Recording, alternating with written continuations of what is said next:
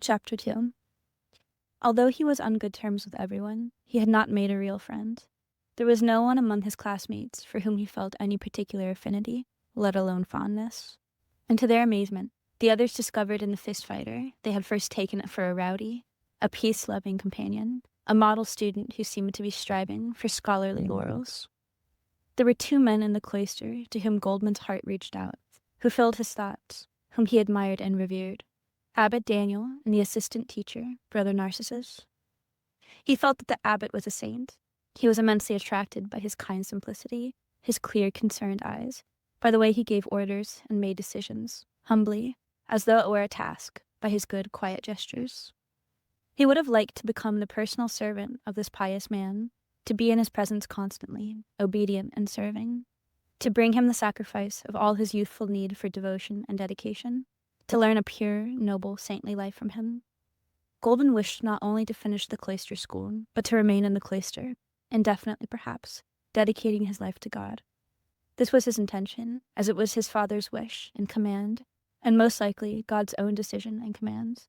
Nobody seemed aware of the burden that lay upon the handsome, radiant boy, an original burden, a secret destiny of atonement and sacrifice. Even the abbot was not aware of it, although Goldmund's father had dropped several hints and he clearly expressed the wish that his son remain in the cloister forever.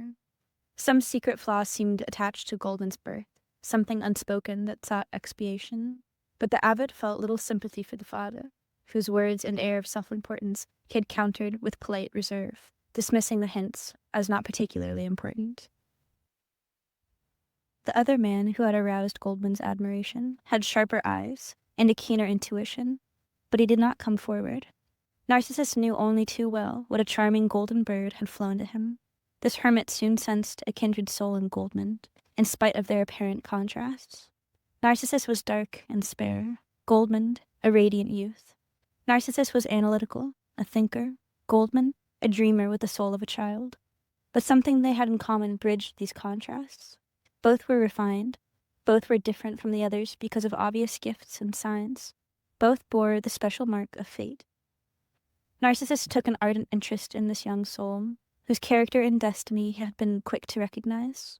Fervently, Goldmund admired his beautiful, outstandingly intelligent teacher, but Goldmund was timid. The only way he knew to court Narcissus was to exhaust himself in being an attentive, eager student. But more than timidity held him back. He sensed a danger to himself and Narcissus. It was impossible to emulate simultaneously the kindly, humble abbot and the extremely intelligent, learned, brilliant Brother Narcissus. Yet every fiber of his youthful soul strove to attain these two incompatible ideals. It caused him much suffering. There were days during his first months at the cloister school when Goldmund's heart was so torn, so confused, he felt strongly tempted to run away, or to take his anguish and anger out on his classmates. Sometimes a bit of innocent teasing or a prank would stir such a wild rage inside this warm-hearted boy that the utmost control was required to hold it in. He would close his eyes and turn away, silent and deathly pale. Then he would go to the stable to find Bless, lean his head against the horse's neck, kiss him, and cry his heart out. Gradually his suffering increased and became noticeable. His face grew thinner, his eyes became dull. He rarely laughed the laugh all liked so much. He didn't know what was happening to him. He honestly wished, was honestly determined, to be a good scholar, to begin his novitiate as soon as possible, and after that to become a quiet, prayerful monk of the cloister. He firmly believed that all his strength and talent drove toward this mild, pious goal. He knew nothing of other drives. How strangely sad, then, to find this simple, beautiful goal so difficult to attain. Occasionally, he would be discouraged, bewildered to detect hateful moods and tendencies in himself. He'd feel distracted, unwilling to learn. He'd daydream or drowse through a lesson, rebel with sudden distaste against the Latin teacher, be cranky and impatient with his classmates. And what was most confusing was that his love for Narcissus seemed to fight his love for Abbot Daniel. Yet at moments he felt almost certain that Narcissus loved him also, that he was concerned about him, was waiting for him. Narcissus's thoughts were far more occupied with Goldmund than Goldmund imagined. He wanted the bright boy as a friend. He sensed in him his opposite, his complement. He would have liked to adopt, lead, enlighten, strengthen, and bring him to bloom.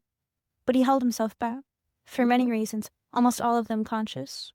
Most of all, he felt tied and hemmed in by his distaste for teachers or monks who, all too frequently, fell in love with a pupil or a novice. Often enough he had felt with repulsion the desiring eyes of older men upon him, had met their enticements and cajoleries with wordless rebuttal. He understood them better now that he knew the temptation to love the charming boy, to make him laugh, to run a caressing hand through his blonde hair, but he would never do that. Never. Moreover, as a mere tutor, with the rank but not the position or the authority of a teacher, he had become especially cautious and watchful.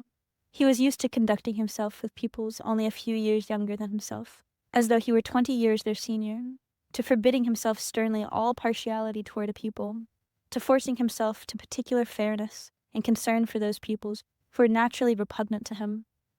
His was the service of the mind, and to that he dedicated his strict life. Only secretly, during his most unguarded moments, did he permit himself the pleasure of arrogance. No matter how tempting a friendship with Goldmund seemed, it could only be a danger. He must never let it touch the core of his existence. The core and meaning of his life was to serve the mind, to serve the world, the quiet, superior, self-negating guidance of his pupils, and not only his pupils, toward higher spiritual goals. For a year or more, Goldmund had been a student at the cloister school of Mariabrunn. He had played some 100 times with his classmates under the linden trees in the courtyard and under the beautiful chestnut tree, ball games, races, snowball fights. Now spring had come, but Goldmund felt tired and sick, and often had headaches. He found it hard to stay awake in class, hard to concentrate. Then one evening Adolf came up to him, the classmate he had first met during a fist fight, and with whom he had begun to study Euclid that winter. It was in the hour after supper, an hour of recreation, when the boys were permitted to play in the dormitories, to walk and talk in the outer cloister yard. "Goldmund," he said, pulling him down the stairs after him, "I want to tell you something funny. But you're such a model student, you'll probably end up a bishop one of these days. First you must give me your word of honor that you won't tell the teachers on me." Goldmund immediately gave his word. There was cloister honor and student honor, and occasionally one contradicted the other. Goldmund was well aware of that. But, as anywhere else in the world, the unwritten law defeated the written one. He would never try to evade student laws and codes while he was himself a student. Adolf dragged him outside the arch under the trees. There was, he whispered, a group of good, strong-hearted classmates. He himself was one of them, who were carrying on an old student tradition of reminding themselves that they were not monks. They would occasionally steal away from the cloister for an evening in the village. It was the kind of prank or adventure no decent fellow could avoid taking part in. Later during the night, they would sneak back in. "But the gates are locked at that hour," Goldmund objected. Of course they were locked, precisely. That was the fun of the whole thing. But there were secret ways to get back inside unnoticed. It wouldn't be the first time.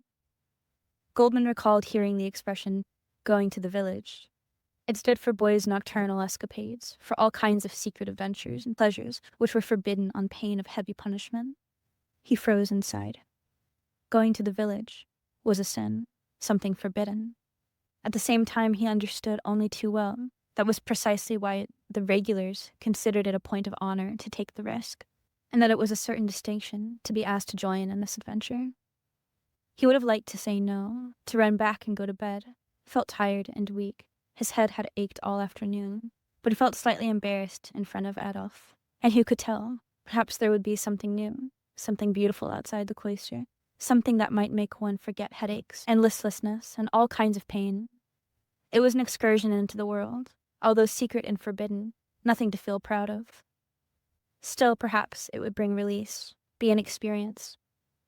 He stood undecided while Adolf continued to talk. Suddenly, he laughed and said yes. Unobserved, they slipped out under the linden trees in the vast darkening courtyard. The outer gate had already been locked. Adolf led him to the cloister mill, through which one could easily sneak out, unseen in the twilight, and unheard because of the constant whirring of wheels. In complete darkness, they climbed through a window onto a pile of slippery wet planks, one of which they pulled out and used as a bridge to cross the little stream. And now they were outside, on the pale glistening road that disappeared into the dark forest. All this was exciting and secret. He enjoyed it very much. At the edge of the forest, they found a third classmate, Conrad. They waited for a long time and were joined by a fourth, Big Aberhard. All four tramped through the forest. Night birds rose above them in a rustle of wings. A few stars peeked wet and bright through quiet clouds. Conrad chattered and joked. Occasionally he'd make the others laugh, but there hung above them the solemn anxiety of night that made their hearts beat faster. After barely an hour, they came to the village on the other side of the forest. It seemed asleep. The low gables simmered faintly, crisscrossed by dark ribs of timber. There wasn't a light anywhere. Adolf led the way, silent, on tiptoe. They circled several houses, climbed a fence, stood in a garden, sank into the soft earth of a flower bed, stumbled over steps, stopped by the wall of a house. Adolf knocked at a shutter, waited, knocked again. There was a sound inside. Soon, a light shone. The shutter opened, and one after the other, they climbed into a kitchen with a black hearth on the earthen floor. A tiny oil lamp was standing on the stove, its feeble flame flickering on a thin wick. And there was a girl, a haggard servant girl, who stood holding out her hand to greet the intruders. Another girl stepped out of the shadows behind the first one, a young thing with long black braids. Adolf had brought gifts for them, half a loaf of white cloister bread, and something in a paper sack. A handful of stolen incense, perhaps, thought Goldmund, or candle wax, or the like. The young girl with braids went out of the kitchen, groped her way through the darkness to the door, stayed away for a long while, returned with a jug of gray clay, with a blue flower painted on it, and offered the jug to Conrad. He drank from it, passed it on. They all drank. It was strong apple cider. In the light of the tiny lamp they sat down, the girls on rigid little stools, and the students around them on the floor. They spoke in whispers, with interruptions for sips of cider. Adolf and Conrad making most of the conversation. From time to time, one of them would get up and caress the hair and neck of the older girl, and whisper into her ear. No one touched the younger girl. The big one was probably the maid, Goldmund thought, and the smaller, pretty one, the daughter of the house. But what difference did it make? It was none of his business, and he would never come back here. The secrecy of the escapade, the walk through the night forest, had been beautiful, out of the ordinary, exciting, but not dangerous. Forbidden, yes, but even so, the transgression did not burden one's conscience. Whereas this, visiting girls at night, was more than just forbidden. He felt it was a sin. Perhaps for the others, even this was only a small adventure, but not for him. He knew that he was destined for the ascetic life of a monk, and playing with girls was not permitted to him. No, he would never come back here, but his heart pounded with anguish in the flickering half-light of the poor kitchen. The others were showing off in front of the girls, and spiking their talk with tidbits of Latin. The servant girls seemed to like all three. They would sidle up to her with their awkward little caresses, a timid kiss at most. They seemed to know exactly how much was permitted, and since the whole conversation had been held in whispers, there was something rather silly about the scene, but Goldmund did not see it that way. He crouched on the floor and stared into the flickering flame of the lamp, not saying a word. Occasionally, a slightly eager side glance would catch one of the caresses the others were exchanging. Stiffly, he stared straight ahead again.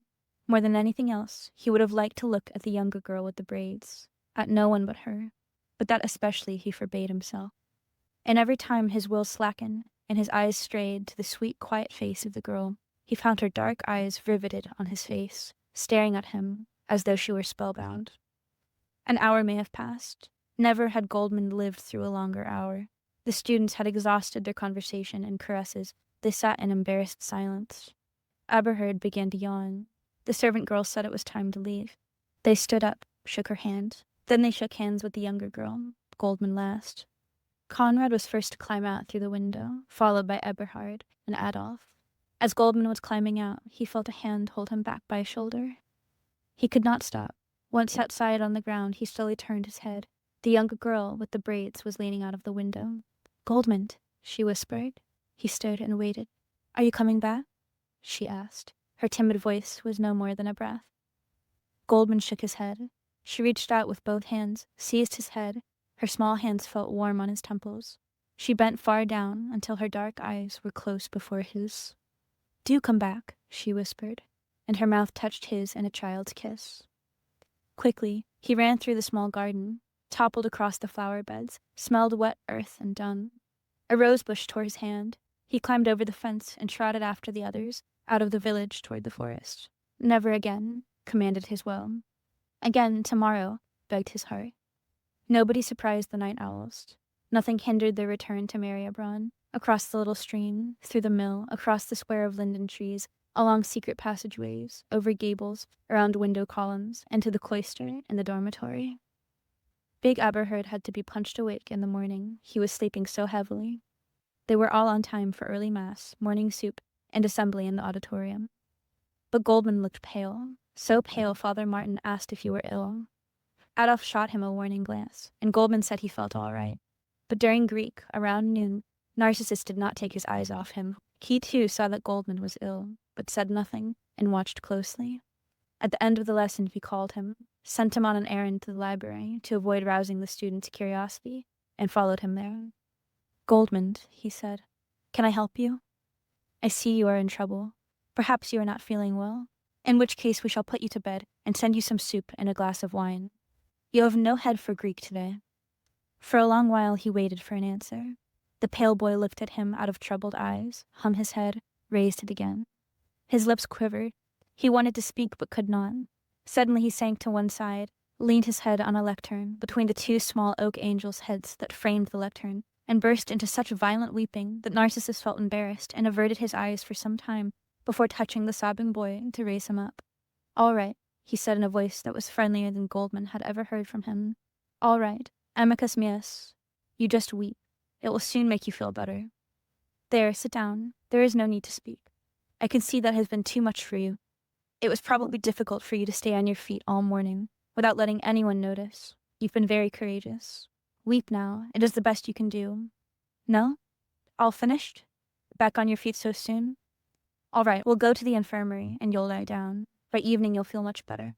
Let's go." He led Goldmund to the sick room, careful not to pass any study halls on the way. He pointed to one of the two empty beds, and left the room when Goldmund obediently began to undress, and went to the superior to have the boy put on the sick list. He also ordered the promised soup and a glass of wine at the refectory, two special treats the cloister habitually allowed the ailing, who enjoyed it greatly when they did not feel too sick.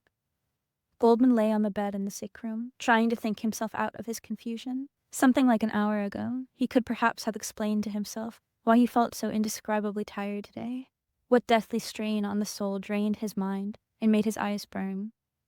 It was the desperate, constantly renewed, constantly failing effort to forget last night, but not the night itself, not the foolish, enjoyable escapade from the locked cloister, or the walk through the forest, or the slippery makeshift bridge across the little black stream behind the mill, or the climbing over fences in and out of gardens, through windows, sneaking along passageways, but the single second outside the darkened window, the girl's words, her breath, the press of her hands, the touch of her lips. But now something new had occurred. Another shock, another experience. Narcissus cared for him. Narcissus loved him. Narcissus had taken trouble over him, the refined, distinguished, intelligent young teacher with the narrow, slightly sarcastic mouth. And he, Goldmund, had let himself break down in front of him, had stood before him in stammering embarrassment, and had finally started to bawl. Instead of winning the superior being with the noblest weapons, with Greek and philosophy, with spiritual heroism and dignified stoicism, he had collapsed into disgraceful weakness. He'd never forgive himself for it. Never would he be able to look Narcissus in the eye again without shame. But his weeping had released the great tension. The quiet loneliness of the room and the bed were doing him good. The despair had lost more than half of its impact. After an hour or so, one of the lay brothers came in, brought a gruel soup, a piece of white bread, and a small mug of red wine, which the students normally drank only on holidays. Goldmund ate and drank, emptied half the plate, pushed it aside, started to think again, but couldn't, reached for the bowl once more, ate a few more spoonfuls. And when, somewhat later, the door quietly opened, and Narcissus came in to look after his patient, Goldmund was asleep, and a rosy glow had already returned to his cheeks. Narcissus looked at him for a long time, with love, curiosity, and also a slight envy. He saw that Goldmund was not ill. There would be no need to send him wine tomorrow. But he knew that the ice was broken, that they would be friends. Today it was Goldmund who needed him, whom he was able to serve. Another time he himself might be weak, and in need of assistance and love, and from this boy he would be able to accept it, were it to come to that some day.